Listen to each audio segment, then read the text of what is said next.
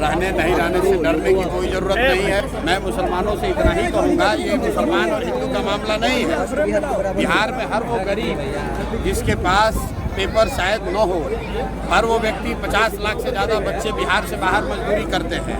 उसमें सभी जाति, सभी धर्म के लोग हैं, सभी वर्ग के लोग हैं, इसलिए घबराने की ज़रूरत नहीं है। ऐसा होता है, ये एक तरह से भाजपा का षड्यंत्र है। वो कोशिश कर रहे हैं कि वो लोग जो भाजपा के खिलाफ वोट दे सकते हैं उनका नाम काटा जाए, लेकिन ये नाम काट नहीं पाएंगे।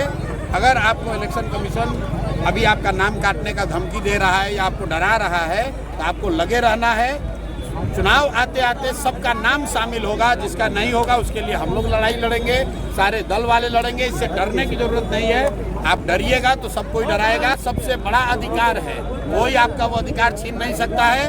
एक बात समझ लीजिए कि चुनाव आयोग को नागरिकता तय करना ही है। सुप्रीम कोर्ट का ये गाइडलाइन है, सुप्रीम कोर्ट का जजमेंट है।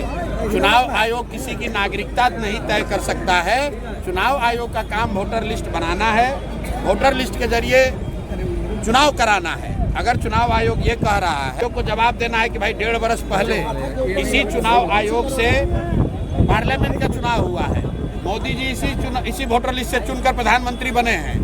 तो अगर वोटर लिस्ट खराब है, गलत है, तो मोदी जी क्या फिर से इस्तीफा देकर फिर से चुनाव लड़ेंगे? और अगर चुनाव आयोग ये कह रहा है भाई बिहार में सरकार किसकी है, भाजपा की है, नीतीश की है, तो ये भाजपा नीतीश के सरकार के रहते बांग्लादेश और नेपाल से लोग आए कैसे?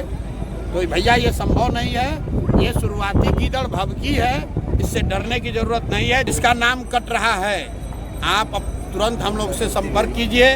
आपको जनसुराज नहीं पसंद है, कांग्रेस पसंद है, कांग्रेस संपर्क कीजिए। राजनीतिक दलों के कार्यकर्ताओं से, नेताओं से संपर्क कीजिए, ताकि आपका नाम हर हालत में जोड़ा जाएगा। चुनाव आयोग आपका नागरिकता तय नहीं कर सकता है, ये उसके अधिकार क्षेत्र